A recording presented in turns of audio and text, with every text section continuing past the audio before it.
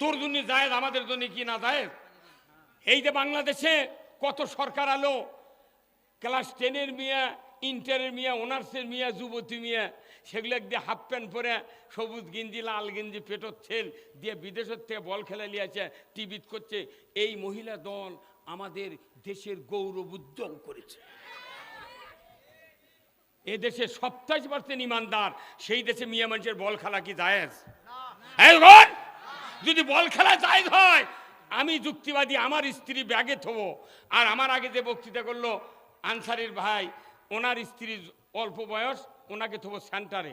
এই দুটা বক্তার বউ যদি খালি ব্যাগে আর সেন্টারে ভোট পাও দেখালি নামে ফেসবুকে দিয়ে বলবি সব বক্তার বক্তৃতা শোনো, এই দুই চোরের বক্তৃতা কেউ শোনো না।